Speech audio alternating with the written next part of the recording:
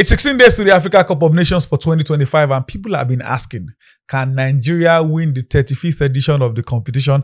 We'll get to find out in just over 1 month, by January 2026. And Arsenal, they are riding high, fighting tough. They want to break that jinx. We have to win this competition. They have a tough task this weekend at the Villa Park, and after going in the wilderness, draws upon draws upon draws, Real Madrid finally got to win in the Spanish La Liga. But the big question now is Erichel's 54-man provisional list.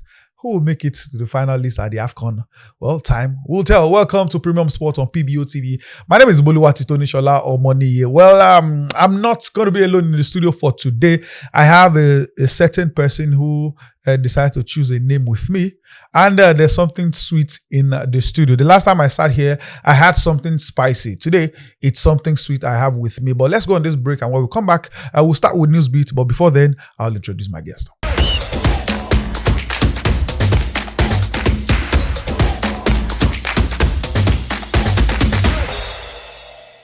Welcome back. It's still Premium Sport on PBO. Well, it's still Boluwati Tonishola here, and it's time for a news beat. Then I'll now bring in my guest. Let's just do one story here. In boxing, as former undisputed heavyweight champion Alexander Usyk has expressed genuine concern for Jake Paul ahead of the December 19th fight against Anthony Joshua, warning that the Nigerian boxer,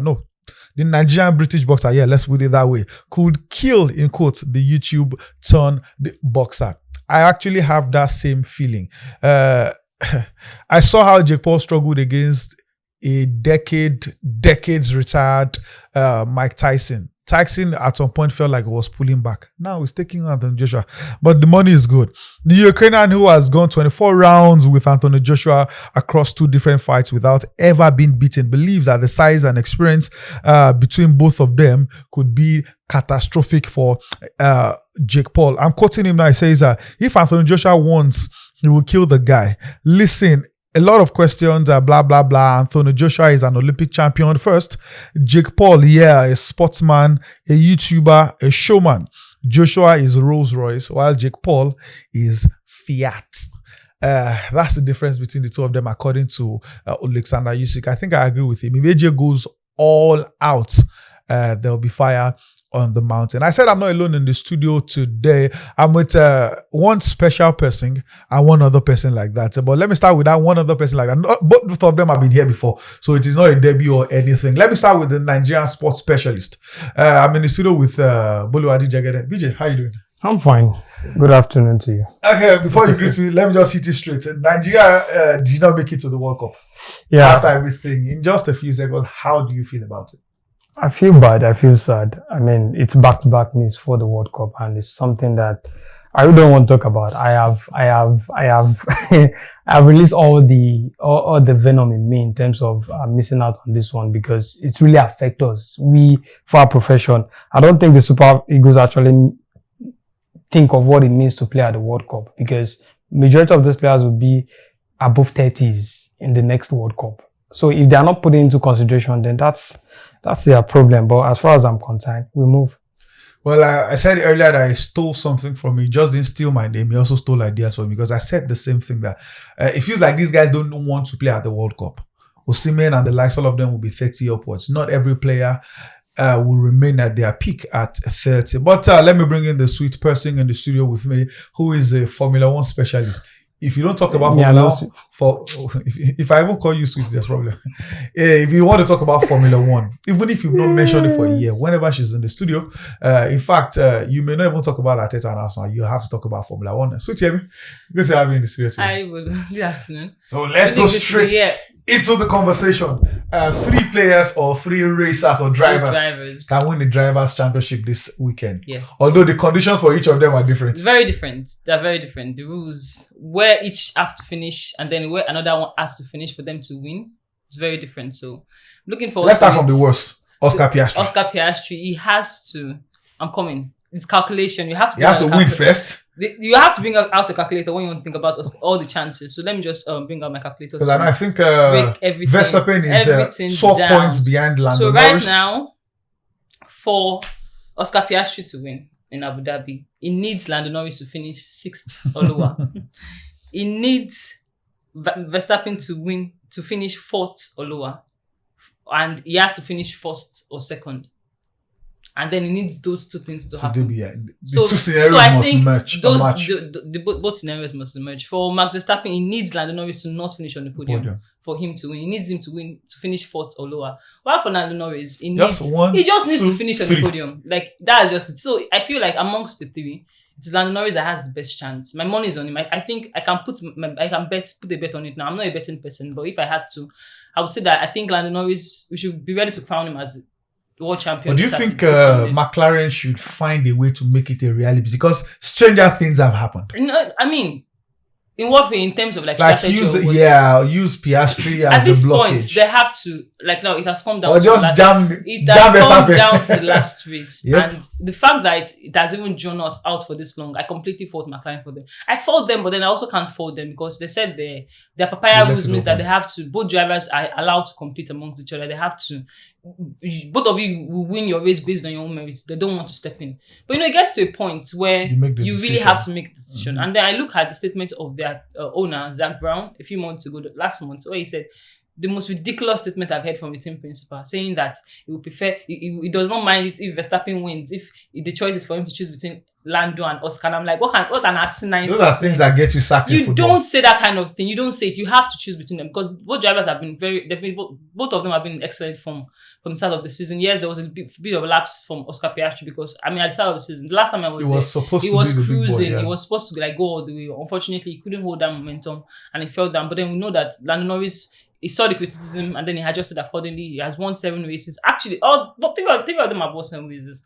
Oscar has won 7. It's the position both the others finished. So like right now for McLaren, they will have to be strategic and they have to be very, very honest with themselves. They have the person that has the best chance to win this championship between them is Lando Norris because his fate is still in his hands. It depends on him. He needs to finish on the podium. No matter what happens, so far he finishes on the podium. If Verstappen wins, if Lando wins, Oscar wins, nobody cares. But he has to win. So I think for Lando Norris, he has a very, very solid chance. My money is on him. I think he's going to. Max Verstappen should be looking forward to handing over that number 1 position this Sunday. I think he's going to do it.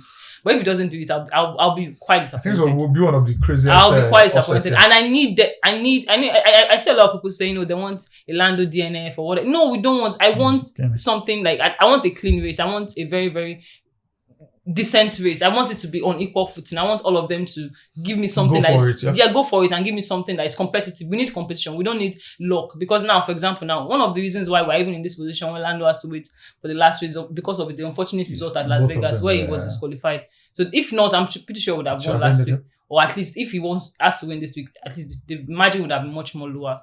So anyways, this weekend, Formula 1, a 3-man race. I think I'm tipping Lando Norris. I mean, I'm not a big fan, but I do think that he has it in him to win. But we also can't remove Max Verstappen because I don't know. That guy is such an enigma. He's the best driver of his generation. And the only reason why I'm not putting my money on him is because he needs Lando to have a terrible race, basically, for him to win the championship. So I think chances for Lando are much more clearer than for the rest. The 2 other drivers. Well, you may want me to ask as well. Always ask. Please. Yes, let me ask. I'm ready to talk about it. In my own opinion, the GOAT. My GOAT. Is there still hope of, first of all, making podium? It's not going to happen. I mean, we are entering 2026 already. Will he ever make the podium again? That's one. Then 2, will he ever win any race again? God, not championship. I know what you are saying. I mean, first of all, podium. Can he still finish podium? Yeah, I think so. Maybe. Okay, now let's talk about a race. A race win, I'm really not sure. I don't know. I know they cheated him with what was supposed to be the 8th. I'm part of that opinion that he was cheated. No, he was. No, funniest thing, I read an article today, and in the article they said, the only reason why he lost it was because the racing director then just made up his own rules. That's what he lost. So 2021 will always be his car, and he should have won that. He should have, of course, but. He probably never recovered from that. I wouldn't want to say so because I think it was just unlucky. It was just really, really unlucky because after that 2021, Mercedes, the rules changed and then Mercedes could not really, get the hang of the rules. And then he decided to just take a bet with Ferrari, which honestly, when that move happened, I said, this Ferrari. People thought another Schumacher. Let me tell you something. When I first heard that I was going to Ferrari, I was like, Because I don't rate Ferrari. I think that team is cursed. I think it's been an age-long problem. Ferrari. It is. They're cursed. What happened with Schumacher to forget that Ferrari struggle? They are a cursed team. You know, a team that makes their own coffin by themselves and then lies in it. That is Ferrari. So they're a very unlucky team. So when he went there, I was a little bit skeptical, but then I was bamboozled when I saw him in the jacking suit. I said, maybe. It's come with the ginger. But do you know the day I gave up? The day I knew that this move is the wrong move. I think the first practice when they had it was not even that. To me, I still gave them a bit of chance. But at Silverstone this year, when Lewis Hamilton did not make that podium, when he finished fourth, that was, when you have such an... It was painful. When you have a record since your first year in Formula One that you almost... Like you may be having a terrible season, but every year you make the podium at Silverstone. I mean, in 2022, he was having a terrible season. He made the podium. 2023, he made the podium. 2024, he won the race. Then we now enter 2025 with Ferrari, and then he did not make the podium. That was when I knew that there's no hope. If he cannot make podium at Silverstone, there's no hope for Ferrari. So that was when I just disconnected from the whole season and from Ferrari doing anything. So he has been really, really unlucky. He just every single interview, every single interview is like, this is the worst weekend of my life. Then the next one, this is the worst weekend of my life. So very terrible. I mean, his first season at Ferrari. We just forget about it. We'll forget that it happened. Forget that it happened. 2026 may be good for that. I'm clearing it off from my memory. It never happened. Next year is first year in Ferrari. A yes or no from the both of you. It's crazy. I know my own answer already. Okay, let me start with VJ. VJ, F1 in Nigeria, yes or no? No. Yeah, how does that even want to happen? The best chance for F1 in Africa is probably South Africa or Rwanda. Let's say we're the first and last to host the 30 plus years. So I think that's the best chance. So Bolu don't like them.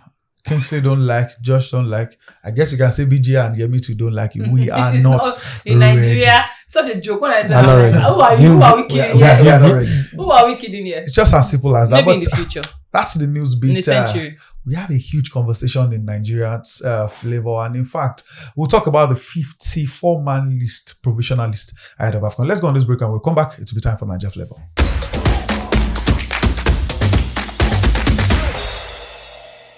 Welcome back from that break. You're still on Premium Sports on PBO TV, and I'm still Bolu at Inshallah. You're wondering why I'm the one sitting here while Kingsley is not here. I won't tell you where he is. You still feel his impact by the end of the show. It's time for Nigeria Flavor. And before we talk about the provisional list, let me just let us know that Nigeria delivered a dominant performance in the at the shooting events at the inaugural West Africa Paralympic Games in Abeokuta, winning every gold medal on offer in that particular discipline. The 6-day multi-sports event held at from November 28th all through to the 3rd of November 2025 brought together more than 700 athletes from across West Africa for the first edition of the regional para games. In a clean sweep of the shooting competitions, Nigerian athletes demonstrated remarkable precision and consistency across both pistol and rifle events. Nigeria, the vex. Just give us the gun. Don't worry. We'll practice that one. And on to basketball now. Nigeria's D Tigers have been forced to reflect on the difficult start to the 2027 FIBA World Cup qualifiers, with American-born Nigerian guard Ikechukwu Onwamo pointing to lack of preparation and team cohesion as key factors to their struggles. If we decide to talk about this team preparation question, I know we'll probably sleep here. It's a story, an age-long song. We heard that even okay, this one's just a pointer. NFF has spoken about how they want to improve refereeing, blah blah blah in Nigeria. Okay, we'll get it. But where the conversation will be in Nigeria Flavor will be Eric Sekuchel, the coach of the national team, has released a 54 provisional list ahead of AFCON. AFCON starts, like we said earlier, in 16 days. And while some teams are already having 25, some are having 28, we chose 54. That was still trimmed down, or even though our camping plan has changed, but we'll talk about that later. Let me just run through the list of the players. I think there are 5 NPFL players in the list. I'll be surprised if any of them make the final cut. Let me run through the list for goalkeepers. Stanley Wabali, Amas Obasogie, who was with, I think it was goalkeeper for Bendel Insurance here before he left Nigeria. Maduka Okoye, Adebayo Adeleye is now in Greece. Francis Uzor, surprise, surprise, and Ebenezer Harcourt. This boy, person will do it for this boy, they do it well. Defenders, we have William Trustrekongu. There were some snipers, some rumors that he's not coming back to the national team. He's retiring after the whole shenanigans in the playoff, that he led the protest. He knew they were blacklisting, blah, blah, blah. He's not retired officially, so his name is on the list. All I know is on the list, even though we are hearing that his camp are saying he will still be out till January. Whichever way, we will know if he will play for his club before AFCON starts or not. That's Olaino, Calvin Ogelumba Basi, Oluwashemilogo Ajayi, Bright Osayi Samuel, Bruno Yemechi, Chidozie Awaziem, Zaidu Sanusi, Igor Ogbu. If you watch the Slavia Prague, you would have seen him play for them. Felix Agu plays for Werder Bremen in Germany. Ryan Alebius, who plays for Blackburn Rovers. I saw him in midweek for Blackburn in England in the Championship, of course. Adekunle Adeleye plays for Abia Warriors. In midfield, there's Alex Iwobi, Frank Onyeka, Alassane Yusuf Abdullahi. There's Wilfred Ndidi. Well, you can call him the captain or the assistant captain of the team. In case you've forgotten, he plays in Turkey right now. Rafael Onyedika is there. Chrysanthos Uche. I remember when Chrysanthos Uche was named in the under-21 for Palace. And my conclusion was, if you are playing for under-21, you should never be called up to the national team. But he played for Palace over the weekend. So let's see if he'll make the final call. Tochukwu Nadi plays for Zult in Belgium. Fisayo Dele Bashiru and his elder brother, Tom Dele Bashiru, also got among the list. Ebenezer Akinsomiro. There's been talks about this boy. He plays for Pisa in Italy. Give him a chance. A brilliant midfielder. Now his name is in the provisional list. Let's see if he'll make the final call. To Usman Mohammed, he plays in Israel. Peter Agba also plays in Israel. And the forwards, this is where the list is unending. It feels like it's as long as a rope. Forwards, Ademola Lookman, Samuel Chukwueze, Victor Osimhen, Moses Simon, Chidera Juke, Tolu Arokodare, Ako Adams, Olakunle Olusegun. He plays in Russia. Sadiq Umar, big surprise. I don't know how Sadiq Umar got into the list. Sinama Kels Kelechi Iheanacho has had a good start for Celtic, so I think he deserves the provisional call-up. Taiwo Awoniyi, Victor Boniface. Surprise, surprise. There's no way Victor Boniface should make that cut. I'm even surprised it's in the provisional man squad. Paul Onacho arguably our best striker after Osimhen so far this season. Terry Murphy, Nathan Teller, Cyril Desas, Abdul Rashid Shehu plays for Niger Tornadoes. Rafiu Durosimi plays for Victoria Plzeň in Czech Republic. Ekesin Okorie plays for Nasarawa United. Chisom Orji of Warri Wolves. Chukwubuikem, he plays in Belgium. Philippe Otel, he plays for Basel in Switzerland. Salim Fago Lawal, he plays in Croatia. And Emmanuel Michael, he plays in Austria. How do I start? Okay, let me start with BJ. I have a problem with 54-man list. AFCON starts just over 2 weeks. First of all, why are we doing 54-man list? Then, do you think there's a name here that shouldn't be there, and there's a name that is supposed to be there that is not there? Well, starting with the whole provisional thing, I think it's more of formalities because other people are doing it. But at the stage of our football, I mean, we've suffered enough. We should go straight to the business. We should look at what we can do. I mean, just release the team that is going to the AFCON. I don't know. I mean, let's know what we are working on. These players have failed to deliver at the last World Cup qualifier, playoffs. So what exactly are we looking at? All these players you've listed is not guaranteed that they're going to make the final provisional list. It's all paparazzi for me. And it doesn't make sense because, again, what I should be expecting at this point is release the main list that is going to the AFCON. Then let us have players on standby. Exactly. And let us have a lot of changes because the only way you should have a provisional list is if you are bringing all of them to camp. Exactly. You know, not but if you still trim down to 28, why? There's no time for camping. FIFA said African players should be released. You see that one on the 15th. They're still cooking for that one. So again, I really don't understand what the NFF and Eric Sekoche is doing. But at this point, as far as this list is concerned, majority of the players that went for the World Cup playoffs are going to make this thing.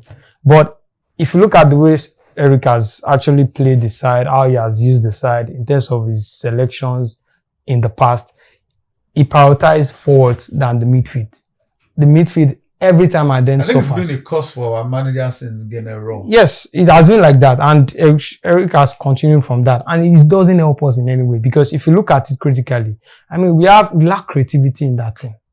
You can't put all your onions in one basket. Like, why would Alex Nwobi be the only creative guy in your team? And even his creativity self, I mean, it's still. And our coaches, why don't they play Fisayo Dele Bashiru and Nwobi? There's Rafael Edika. That one will likely never start for Nigeria in key games, which I I mean- don't know why. He plays for Club Brugge week in, week out. We see him in the Champions League every time. I don't understand. There's a young boy also that's playing for what's his name? That plays in Turkey with Rizenspor. Taiwo Olawin. This is another young guy that has been part of the team at some point doing again era, but yet he's not getting that call up. He's also another creative player. So if all of these players, I mean, you want to prioritize the forwards in your formation, you play 4-2-4. I mean, you leave a tired and a tired leg with Ndidi in the middle against and Alex Iwobi together. I mean, it doesn't make sense. At some point, I feel Wilfred Ndidi should not be part of this team. Bring in fresh legs. Let us start building for the future with this AFCON. I'm not saying we should go and win it. I mean, if like Nigeria should win, if like they should not win. But as far as I'm concerned, it's about the future, because what we are seeing right now, what we said about the failure to qualify, that we failed to qualify for this World Cup, is what we'll still talk about ahead of the next World Cup. So we should not go that route. Let's start building. If you're not ready to build, then you should just go with the same, the same list that went for the World Cup qualifier, and let's see how it goes from there. Yeah, we're still on the same thing. We have 54. Like I said earlier, if we are going to camp, then you select. I probably would understand. But there's no time to do camp. So do you think the coach already knows this list, or is as confused as many people in the NFF? Well, I would like to believe that he already knows this list, because what do you mean that how many weeks to go to the AFCON? You still don't know the players you are going to take along with you. The players that are going to play in like they have a friendly with Egypt coming up. You don't know them. I want to believe that he knows them. I want to believe that he just put out this list to give a few people hope. And to seem like he's listening to some people. Yeah. Just to like, but I want to believe he has. I think, can they take up to 25? For how many players? Officially it's 25. 25. But now CAF said you can take up to 28. But the extra players, you are fending for them. Their accommodation, their feeding, everything is on you. I mean, we should expect at least 25 players. Yeah, I want to believe that he already has the team that is going to take along with him to the AFCON. And also, as I was saying, like the lack of creativity is something that we have to deal with, because how come everybody I saw a name there and I was like, how is this person still a concept? This what's his name? This guy that plays for Real Sociedad, Sadiq. Sadiq Umar. Why is he still there? Very surprised. Funny thing is, Sadiq Umar at his best wasn't called. So it is now that they want to call him. Offside, we start calling him. I don't know, because honestly, I'm very sure we're going to see the usual suspects when the team gets released. We're going to see the names we expect to see. That means no for the 5 MPFL players. Nibo. Like the goalkeepers, we already know who they are going to take. It's going to be Madika Okoye, Bali, and maybe Uzo. Maybe. I don't even think Uzo. Maybe. Well, now that they've added it to provisional list. Or maybe tournament is here, so maybe it's the usual guys. So it's just probably going to be the usual guys that we see. Let's just go to the AFCON and not disgrace me. Honestly, that's all I asked for. Well, since you've heard from them, the usual guys, for those hoping we have fresh, something fresh. I'm just very disappointed that Benjamin Frederick. Yeah, sadly. On my radio show in the course of the week, one of the callers said, "Why can't we have different players entirely from those ones?" You can't. I think it also it's because I think timing. Yeah, it's going to affect. It's going to affect. But I think that, for as Bolu said, we really need to start thinking about the future. Yep. And we need to start bringing in some players in anticipation of the future. A lot of these players are going to phase out in the next 2-3 years. Wilfred Ndidi is already fading out. Kelechi Iheanacho eventually it's not enjoying in the Scotland, but we know that his level is already fading out. So we have to think about bringing in fresh legs. We can't be having all these same names, and then in the next 2-3 years, when we need to go for another competition, they are going to not be able to give us performance level that we need. Then we're going to be like, oh, we have so many players. Wow, we know the same old conversation over and over again. So we need them to start thinking for the future, not just focus on now. Well, I mentioned the MPFL players earlier on, and since BJ is in the house, they can pat themselves on the back that they made the provisional. Proud of them. At all. Now you bypass. MPFL might have 16 fixtures. We have the Academy Warriors who take on Barao FC in the Northern Derby. There's Abia Warriors versus Rivers United. I don't think they will play that match because of Rivers United's Continental, even though they'll still lose. Okay, they are playing the Whipping Boys, so they may win that one. There's Rangers against Bayelsa United, Kano Pillars against Kun Khalifa, Kwara United versus Niger Tornadoes, Nassau United versus Shooting Stars, Plateau United will take on Warri Wolves, Remo Stars versus Enyimba. That's definitely going to be an exciting top game. And there's Wiki Tourist will take on BJ's people, Ikorodu City. That's MPFL fixtures for match day 16. We have to go on another break, and when we come back, it will be time for Eurofocus. Remember, BJ mentioned something. I said it earlier as well. I think even Yemi had a pinch about it. That will be our focus for Nigeria, for the hot gist. But for now, let's do this break, and when we come back, we'll talk about the top 5 leagues in Europe.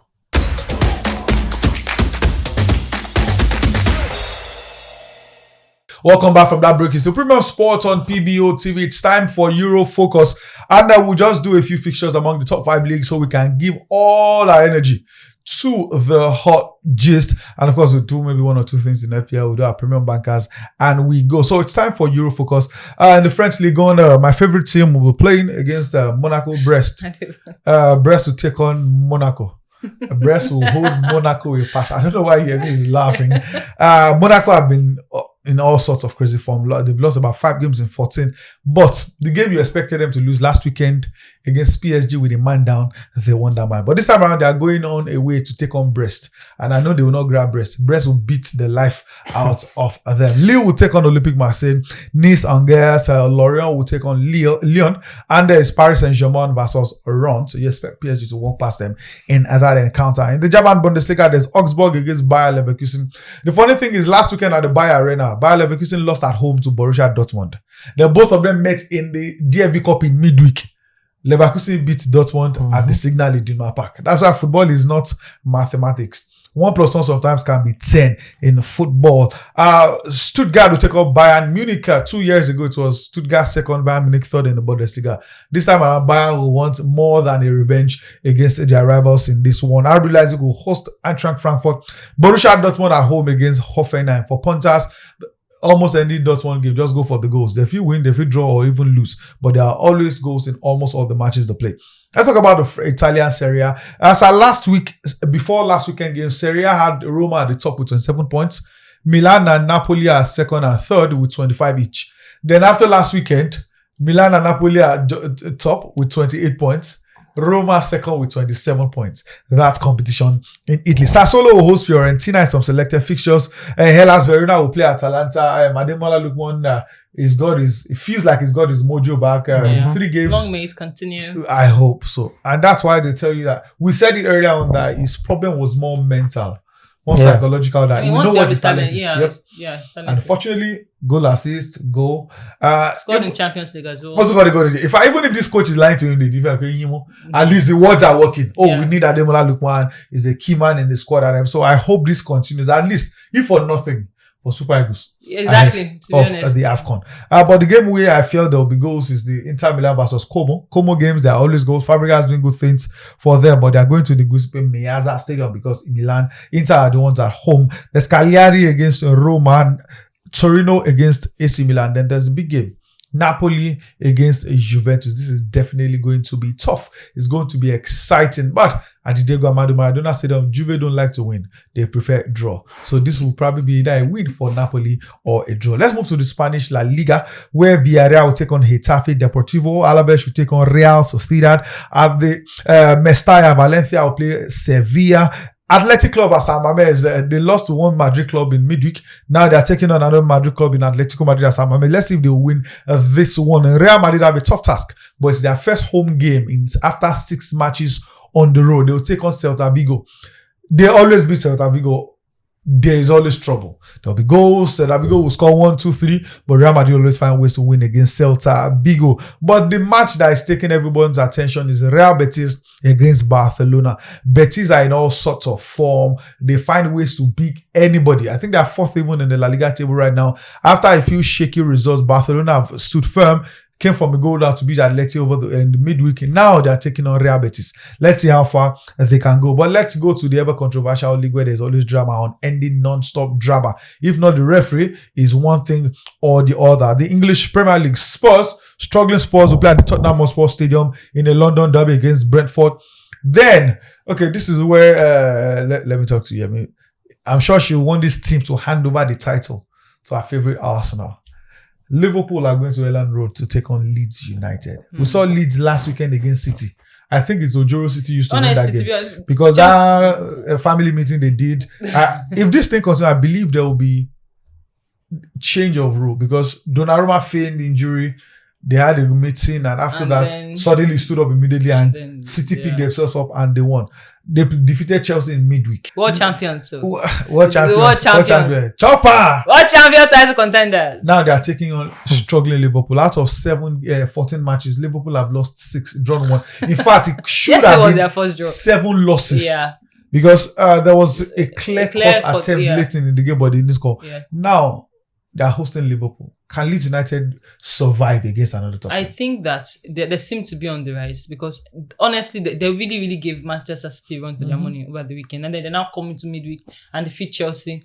And I think in their last couple of games, they've scored first. So I think they're going into the game against Liverpool with optimism because Liverpool is not great. They're really, really terrible. You know, I'm very shocked at the level of how terrible they are. I don't like all those words, but they are really, really terrible. So I think Leeds will fancy their chances. There's no fear factor with Liverpool. It's even a better time. They are just doing bonanza. Just come and then get your 3 points. So sometimes maybe you can get 1 point. People that get 1 point, they'll be very, very disappointed that they're just getting 1 point. So I think for Leeds United, they're going to give Liverpool even for their money. That's what they're playoff. You heard it, so if you're a Liverpool fan, if you think you're picking up 3 points at Leyland Road, you have to think again. Because everybody's beating him. We'll host Crystal Palace, then there's Bournemouth against Chelsea, there's Man City at home against Sunderland, there's terrible, inconsistent, crazy, whatever word you want to use for some people that wear red.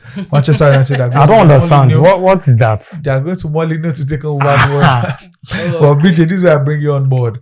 There's a team that stopped Arsenal from winning the Premier League 2 years ago. Back to back. They've been on the rise now. Yeah. They've won, I think they're unbeaten in their last 8 matches. Yes. Their manager is a former Arsenal coach. Good evening. We're talking about Aston Villa at the Villa Park against Arsenal. Can Villa put a stop to Arsenal's winning streak? Yeah, very possible. Very possible because you look at how they started the season. The first 5 games, they couldn't pick a point. They didn't even score a goal. But again, Naimra has been able to shake up the side. I know they struggled because a lot of loan players left the side and they couldn't start the season with them. And, you know, from there, it was all struggle. But he has picked up the side. A lot of players are also back from injury and they are doing well currently. I mean, I don't know how he does it, but again, he's a big manager. So we know what he can do. So against Arsenal are really having a lot of issues. I think there were injury issues yesterday from the Rice. We don't know if he will be available in the next game. Gabriel and Saliba are still out. And I mean, it's an informed Aston Villa side. They know how to play Arsenal well. I don't know the kind of Arsenal that is going to turn up. I mean, they've given us different shades of wins. And we don't know how exactly they're going to prosecute this game. But in the end, I expect a lot of goals. And anything that needs it more should take it. Well, if you read anything that needs it more, will take it. I'm sure some United, Chelsea, CE, like they like to call Manchester City, and the likes would love Villa to do them a favor against Arsenal. And I'm sure there's someone at my extreme that will hope all of them are just dreaming in Wonderland. And we wish, okay, before I leave the Eurofocus, let me just ask you, is Arteta winning the league title? I know Champions League is far-fetched. Yeah. Champions League group form is always different from knockout and all, but is can Arteta win the Premier League this season? I think they have a very solid chance to because the Arsenal of this season seem more matured, they just seem much more, they know what they are doing. And injury has not affected them. The injury has not affected them. How? They've had lots and lots of injuries. They have it results. Oh, with the results, yeah. So I think they have, I think the mentality of Arsenal right now is they're very, very focused on what they need to do. And one reason why I would say that Arsenal has a very, very solid chance of winning this season is because the rest of the team are not serious. They're very, very unserious. Manchester City, if not for the fact that Fulham slept off. And they are still 8 they or 7. Slept off and considered 5 before they woke up. Yeah. They could have drawn that. It could have been a draw. So I don't think Manchester City is as... Obviously, things can change. Anything can happen over the course of the season. But I think that Arsenal has a very, very solid chance of going all the way this weekend. But this weekend game against Aston Villa is going to be a huge test for them. Because Aston Villa, away, 1:30, an early kickoff, all those kickoffs, and then now have them struggling with injuries. So it's going to be a testament to their ability to go all the way. BJ said he's expecting a lot of goals. I don't think it's going to be. Really? I don't think there are going to be a lot of goals in this game. Could be a chess game. Number one, Arsenal, and considering scoring against Arsenal is really quite difficult. It's shot or target against Arsenal. Yeah, so for them, so I don't think Villa will score a lot. But I don't think it's going to be a game that is won by a huge margin. I think it's just going to be maybe a solid 1-0 for Arsenal, like a 1-1 draw. I'm not expecting a lot of goals this season. It's going to be a very cagey affair. Well, it depends on who you want to follow. If you decide to follow the man, lots of goals. But if you decide to follow the expert, What now makes the man then? What is this? What do you call the man If then? you want to follow the expert, she's telling you that, but his name is Bolu. No, I'm not the expert. No, In case fine. if anything happens, just look for them It's and fine. go drag them and not me. We have a very important conversation to talk about. FIFA came out with something strange in the course of the week that has derailed the plans Oh of my many nations ahead of the Africa Cup of Nations. That would be our hot gist. After this break, we'll come back to talk for more.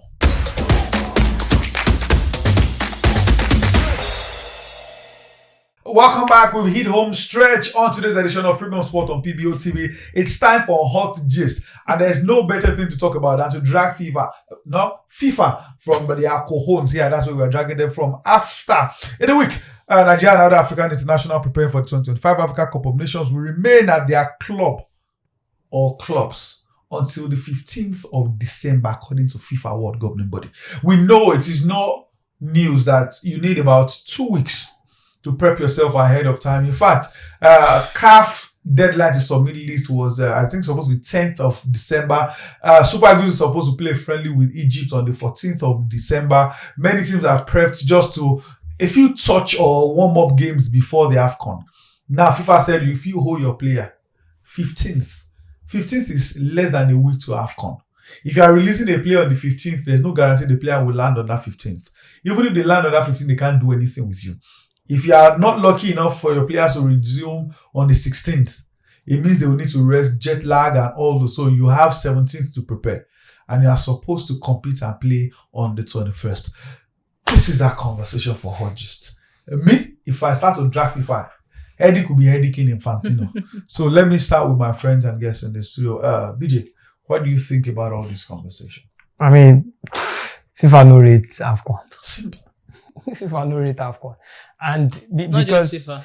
yeah, I mean, because if you look at it quite well, I mean, for the Euros, for the World Cup, teams have at least 3 weeks before any tournament, any country tournament, 3 weeks to prepare themselves. I mean, why will you say just a week before? Why will you say the not even club up to a should week, 6 release days. them? No, it doesn't make Because sense. what they requested for initially was 10 days. It was 10 days, yes. 10th is 10 days before the deal day for the company. I don't think 10 Like days 6 is too days. bad. 10 days is not I bad. think that's very, very fair. At least one Should be at friendly least 1 game week. should be before the first game. It's sure for me. Even if other nations release players, Yes. Premier League, they will play on They the will. 14th. No, of course they will. They will. Because That, it's it December has period always is been very, like very, that. it's very, very stretchy. And that's why Pep said at a point that after festivity we'll know. But Yemi, do you think FIFA is doing enough? I believe it's disrespect. And I blame CAF to an extent. It All is those pure changey, disrespect. changey, There's changey, no- changey. Today you play. See Asia. Today June. Tomorrow Remember January. when, No. what's his name? Son doesn't. had to leave to go and serve. Yeah. Remember during the Asian game, Asia, they don't care whatever you do. I understand clubs pay, they do everything and all, but you know this thing already. AFCON is not, boom, we have AFCON in the next 2 weeks. You know or you knew about this long ago. Yeah. Do you think CAF themselves deserve a portion of the blame? Yeah, because they don't rate their competition. They Sorry. keep making adjustments. They keep trying to satisfy whatever FIFA says. FIFA They try will. to listen to. Because It this was makes supposed no to be in the sense. summer. Yeah, so like I don't know why you keep trying to. You don't even rate your competition enough to hold your ground and say no. This is when we are going to do it. We don't care what you have to. You have to adhere to it. It's a continental competition. It's not just a It's small. on the same level It's a with Euros, exactly the same Copa level, but because it's America. Africa, nobody rates it. And you talking about Asia? Asian countries, they know what they are doing. They respect themselves. I think during And the they Club rate World Cup in the themselves. summer, As the Gold simple Cup as was that. on as well. And they participated in it. So it's just a matter of you not. It's pure disrespect. There's no way we want to try to, whitewash. It is pure disrespect. It's the fact that they do not rate the AFCON. They think that they see the AFCON more as an impediment in their plans, like it's disturbing them, than just to respect it as what it is, a continental competition. So when I saw the news, I was like, whatever. I cannot rate any body that is bringing out the peace award from the sky. So I'm not surprised. I was like, whatever. Shots fired. It's just one of those things. BJ, what can we do to salvage this, to build the respect? Growing up watching football, there were talks, but there was never a fight about don't play AFCON, or it's going to disrupt us, or don't do this. So it's not until maybe the last 10 years. I remember when club also belittled that it's not a it was there. I think that was last after 2 years ago. backlash. Yeah. And no, I didn't mean blah blah blah. What do you think we I'm talking about Africa, CAF, and can do to bring back the respect of the nations? You need to stand the authority. Yeah. I mean, start the authority. Be consistent with the window. Not Don't check. changing Just don't keep and- adjusting to I mean, adhere to be their consistent calendar. with it. I know that because of the climate change, the climate in Africa here was the reason why we I don't think do it's only July. North Africa that can do During summer for yeah, AFCON. summer. I But don't the know. rest Is of it not going on in where is it going? No, I It's mean not the in weather. North Africa. No, I mean the weather. The weather, South The weather Africa, will summer in allow- South Africa yes. is Okay, winter. South Africa. I thought you said All, North all of Africa. us here, we I thought it their own was- summer is summer. Summer, European yeah. summer is summer. So it pays them Yeah. to host in. To host in- And that's why Morocco were to host June, July. Yeah. Until FIFA said, no, No, we they want to can't. do a unique Club World Cup. And North America did not move. In fact, the Gold Cup was on in their country while the Club World Cup was going on. I mean, it doesn't make sense. You Cap just has to find a way Mosepe around. had to actually stand there and say Find a way that around and it. stop trying Yeah. to play fiddle to assistant to Infantino. You are a president, please, of a footballing body. You have to at least when you rate your own competition, other people will start rating it as well. They do not rate their own competition. They just say that, yeah, whatever. I think they need to adjust their mentality about that. And I think You can't get respect if you don't respect you don't yourself. respect yourself. We need to bring back. I wasn't there, obviously, but the things I heard from our parents and everything then it was NPL, not NPFL, Nigeria Premier League. Yeah. Stadiums were filled. In fact, NPL is too far. Principal's Cup. Stadiums were filled to the brim. And they pay. Now, throw gate open, people will still not enter. Yeah. And I remember, I think it was Big Sheikh, Sheikh Ondegbabi, that got an offer from Spurs. He didn't go. He said, what am I going there to do? Very okay. Yeah. It means our money may not be of the same value. But for example, if I'm earning, let's say, 10 million a month, and I'm enjoying my life in Nigeria, obviously 10,000 pounds a week is more in UK. But you can feel like, why do I have to go? Because I'm Yeah. earning more than enough here. My life is good. I'm enjoying. And football is on TV. And it You are was getting structured. recognition. Mhm, There's yeah. structure. Structured. This is where I will shoot at BJ's friends. They always come every year that, the licensing regulation rule, we have to follow through, blah, blah, blah, blah. By the end. But you ask yourself, even you know that Egypt can decide not to play any foreign-based player and they'll still do well. Because they have a Morocco, very, very good league. South Africa, South all Africa. of them. I think I agree with you guys on respecting ourselves. Yeah, you have to. We Yes. need to get to a Fix point the where we tell the these leagues. people. Yeah. If You actually have started expecting us now. What do you take us for? We are Because the see Chan that is continent. for us. They postpone Chan 2 or Yeah. 3 times. Just to satisfy their they need to superiors. they need to find a way to fix the leagues. should fix up, yeah. Fix the leagues. Like you said, Morocco, you look at South Africa, the Egypt. goalkeeper of South Africa, they asked an interview when he came for the game against Remo Stars. He said, are you not going to Europe? He said, Europe? To No, go- yeah. To I'm go and here. do what? He's making the money right here. 500 million. I think it's even beyond I money. mean, He's it's- playing in a league that mean, at least That it's works. recognized. Everyone Yeah. see. There's I no can watch South there's Africa no league one on person TV. going to go and slap one person Exactly. or attacking the referee or all those sort of I things. mean, have you seen the Soweto derby? Oh. The prep for Soweto derby is always like El Clasico that is coming. And the funny thing, the opening Soweto derby is not even a league match. It is literally a friendly. Yes. But A lot of South Africans, back then or over there, they actually watch their games. They they watch their Yeah. stadium. Even when El Clasico and Premier League are going They on, don't care. They don't care. They watch because their own. They prioritize their it is games. because their league, the people who facilitate their league know what They they are do the doing. right thing, They yeah. do the right thing. So obviously, people are also going to align with it. When you do the right thing, people are aligned with your vision. Okay. Talking about Atlanta, I was working for some guys some years ago in 2019 during the Super 6. So I told some friends, the venue for this match in Agege is not far from us now. Let's go. They said, what? Let's go. The unfortunate part was when we were leaving, I was called to a TV show.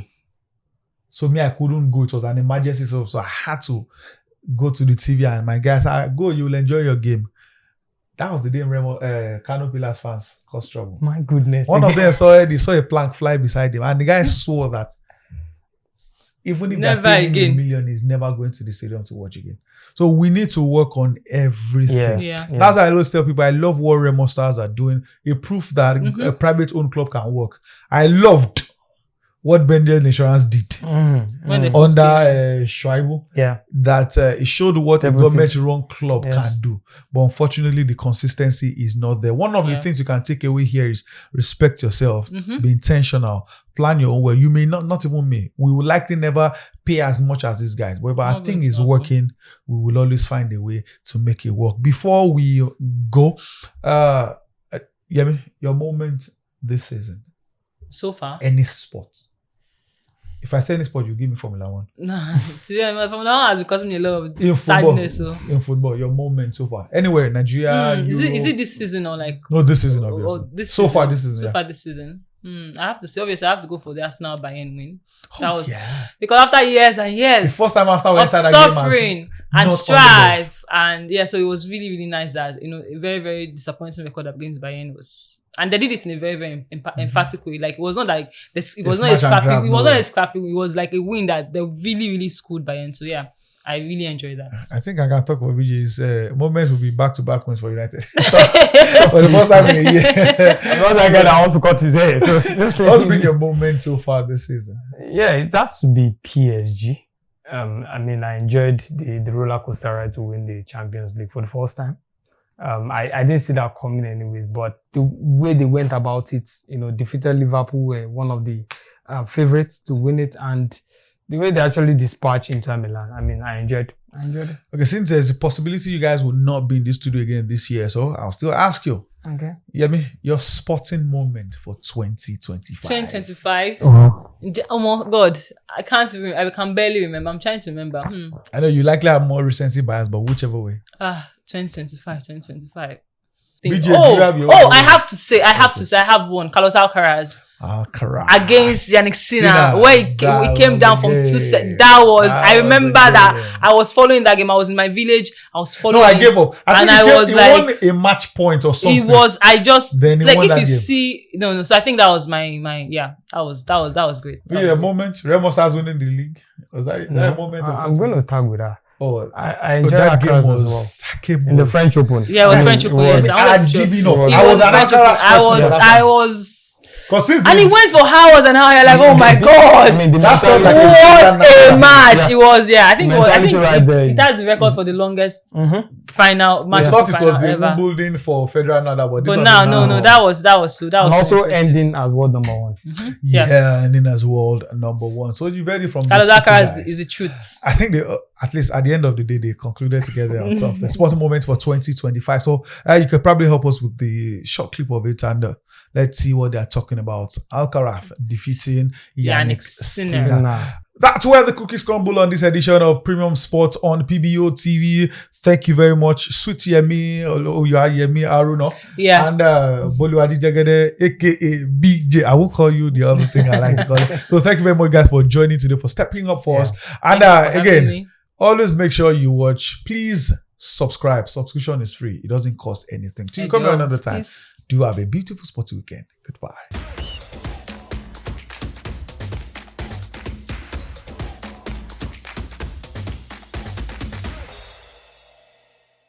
Premium Box Office TV.